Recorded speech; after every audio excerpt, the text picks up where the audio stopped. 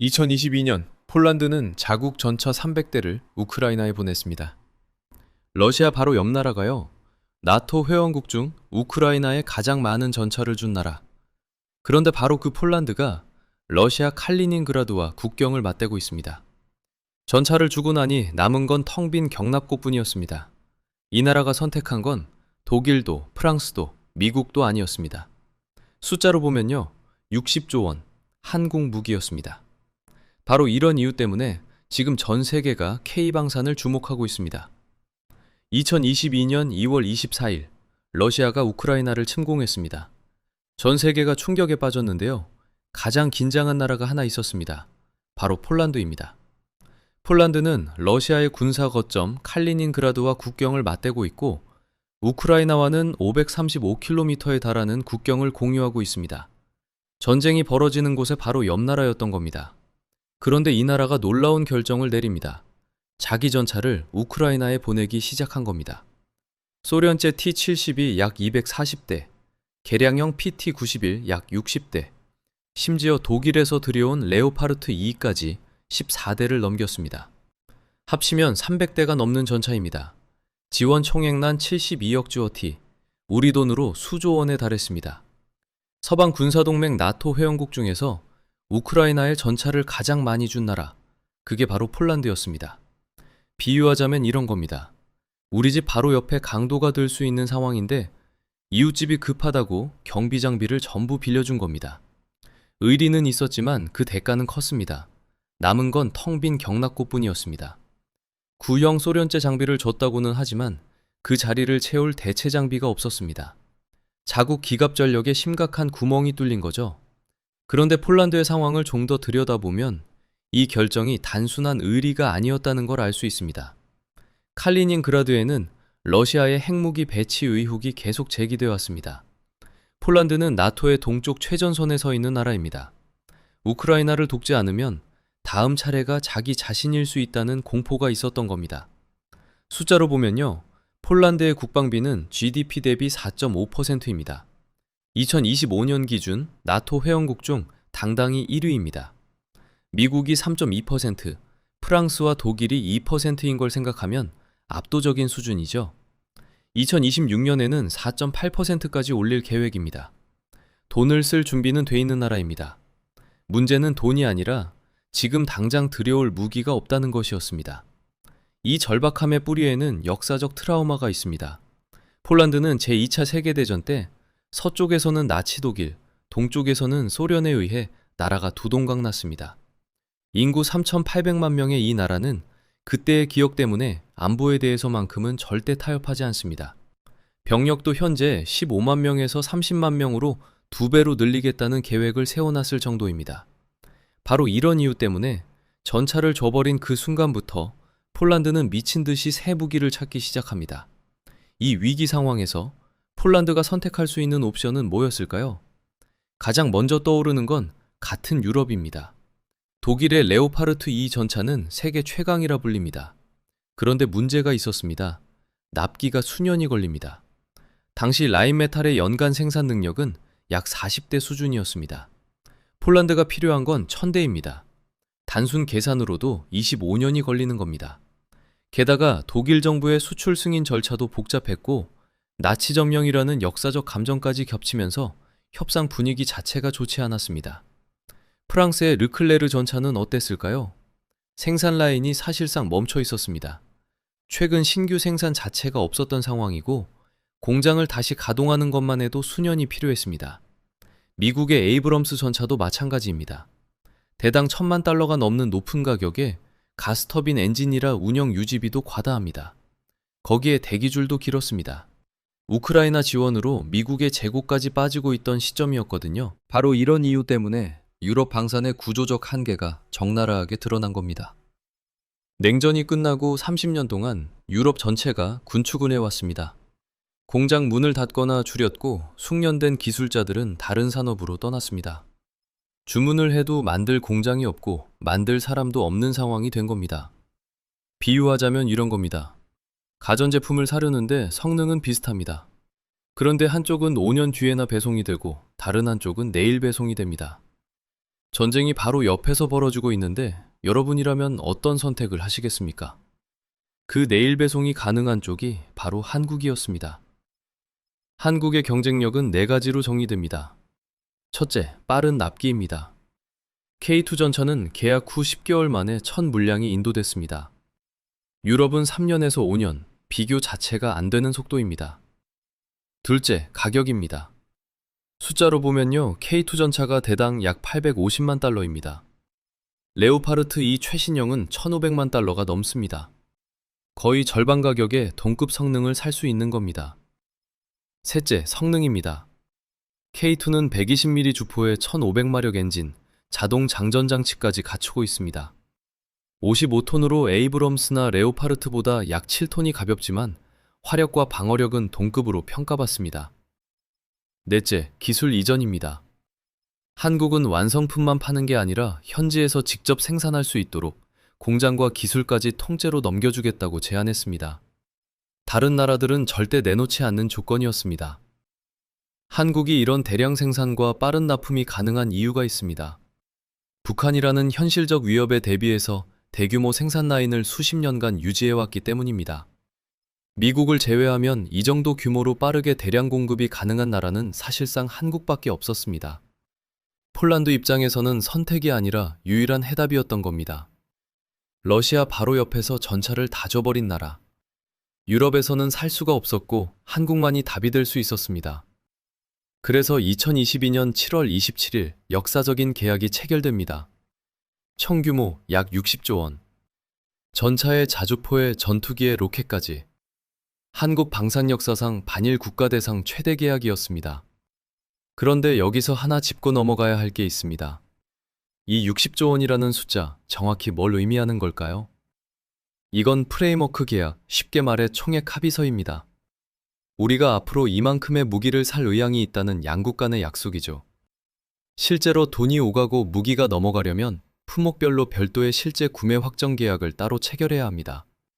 숫자로 보면요, 2026년 4월 기준으로 이 실제 구매 확정 계약의 누적 금액은 약 34조에서 37조 원입니다.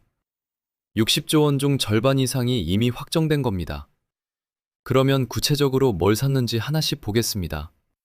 먼저 K2 흑표 전차입니다. 총 1000대.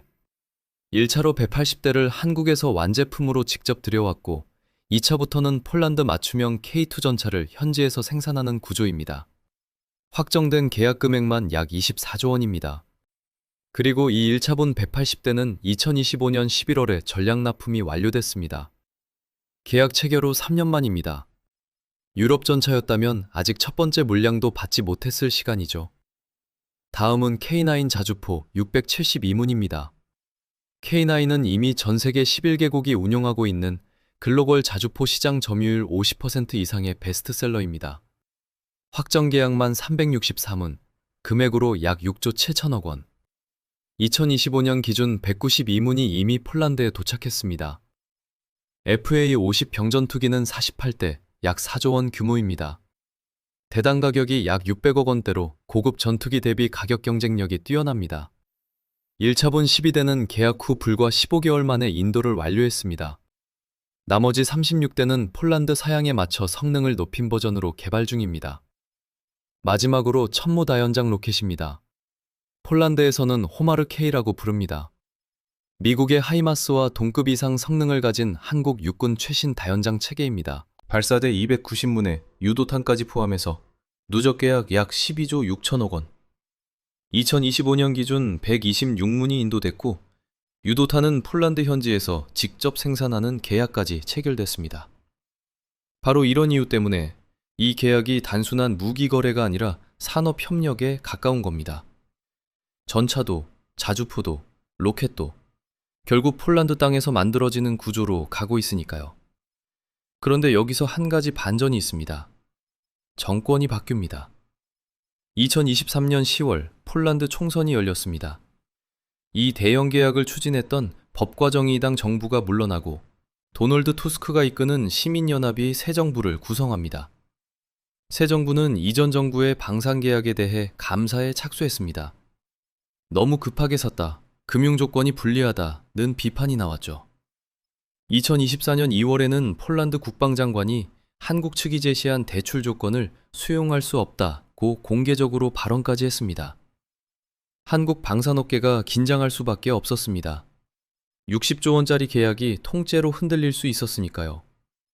그런데 결론부터 말씀드리면 핵심 계약은 살아남았습니다. 이유는 세 가지입니다. 첫째, 러시아 위협이 사라지지 않았습니다. 전쟁은 계속되고 있고 폴란드의 안보 환경은 달라진 게 없었습니다. 둘째, 이미 납품이 시작된 계약을 취소하면 오히려 더 큰 비용이 듭니다.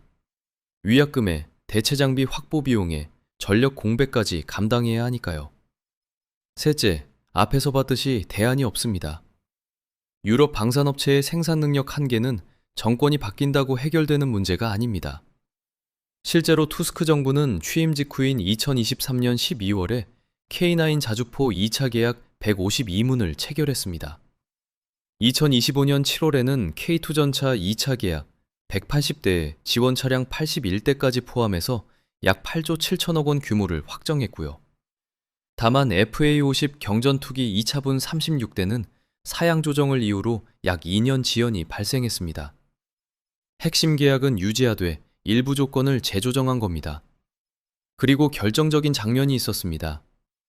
2026년 4월 13일 투스크 총리가 27년 만에 폴란드 총리로서는 처음으로 한국을 방문합니다. 취임 후 첫 아시아 순방이었습니다. 이 자리에서 양국은 관계를 포괄적 전략동반자 관계로 격상시켰습니다. 방산 협력을 넘어서 에너지, 배터리, 우주 분야까지 협력을 확대하기로 한 겁니다. 정권이 바뀌어도 안보의 현실 앞에서 계약은 살아남았습니다. 오히려 새 정부 들어서 체결된 계약 규모가 더 큽니다. 그러면 이 60조 원이 한국 경제에는 어떤 의미일까요? 숫자로 보면요, 한국의 방산 수출은 2021년 73억 달러였습니다. 폴란드 계약 전이었죠. 그런데 2025년 154억 달러로 2배 넘게 뛰었습니다. 4년 만에 2배. 반도체나 자동차가 아닌 무기 수출에서 이런 성장세가 나온 겁니다. 더 놀라운 건 수출 대상국의 변화입니다. 2022년에는 7개국에 무기를 팔았습니다. 2025년에는 16개국입니다. 폴란드가 일종의 쇼룸 역할을 한 겁니다. 폴란드군이 K2 전차를 실전 배치하고 K9 자주포로 훈련하는 모습을 유럽 각국이 지켜봤습니다. 그리고 하나둘씩 손을 들기 시작했죠. 노르웨이가 천무를 샀습니다. 루마니아가 K9 자주포 54문을 계약했습니다. 에스토니아도 천무를 도입했고요. 한 나라의 선택이 도미노처럼 번진 겁니다. 이 도미노 효과가 기업 실적에 그대로 나타납니다. 방산 빅4, 그러니까 한화 에어로스페이스, 현대로템, KAI, LIG 넥스원. 이 네 회사의 합산 매출이 2025년에 사상 처음으로 40조 원을 돌파했습니다. 수주잔고, 쉽게 말해서 앞으로 만들어서 납품해야 할 물량의 총액이 120조 원을 넘었습니다. 약 5년치 일감이 이미 확보되어 있는 겁니다. 개별 기업으로 보면 더 선명합니다. 한화 에어로스페이스는 K9 자주포와 천무 효과로 매출이 전년 대비 137% 폭증했습니다. 현대로템은 K2 전차 납품 덕분에 영업이익률이 17.2%를 기록했는데요. 이건 일반 제조업 평균의 3배에 해당하는 수치입니다. 전차를 만들어 파는 게 이렇게 수익성이 높은 사업이 된 겁니다. 그리고 한 가지 더 주목해야 할 흐름이 있습니다. 기술 이전과 현지 생산입니다. 단순히 완성품을 수출하는 데서 그치지 않았습니다. 폴란드 맞춤형 K2 전차, K2PL은 현대로템과 폴란드 국영 방산업체 PGG가 합작해서 폴란드 공장에서 생산합니다. 천무 유도탄도 한화 에어로스페이스가 폴란드 WB그룹과 합작법인을 설립해서 현지에서 만듭니다. 파는 관계가 아니라 함께 만드는 관계로 진화하고 있는 겁니다. 이런 구조가 왜 중요하냐면 한번 깔린 생산 인프라는 쉽게 바뀌지 않기 때문입니다. 다만 리스크도 분명히 존재합니다. 가장 큰 변수는 유럽의 방산 자립기금 세이프입니다. 1,500억 유로 규모인데 여기에 유럽산 무기를 우선 구매하라는 조항이 들어가 있습니다. 지금은 폴란드가 현지 생산 방식으로 이 규정을 우회할 수 있지만 장기적으로는 유럽 방산업체들과의 경쟁이 심화될 수밖에 없습니다. 독일 라인메탈은 이미 생산 능력을 10배로 늘리는 투자를 시작했고요. 또 하나, 기술 이전에는 언제나 기술 유출이라는 그림자가 따라옵니다. 핵심 기술을 얼마나 넘기고 어디까지 보호할 수 있는지, 이 균형을 잘 잡지 못하면 오늘의 고객이 내일의 경쟁자가 될 수도 있습니다. 바로 이런 이유 때문에 러시아 옆 나라의 공포가 한국 방산의 역사를 바꿨습니다. 전차 300대를 저버린 나라의 절박함이, 유럽이 채울 수 없었던 빈자리가 한국을 세계 방산 시장의 중심으로 끌어올렸습니다. 이 분석이 도움이 되셨다면 구독과 좋아요, 그리고 다음 영상에서 더 깊은 이야기로 찾아뵙겠습니다.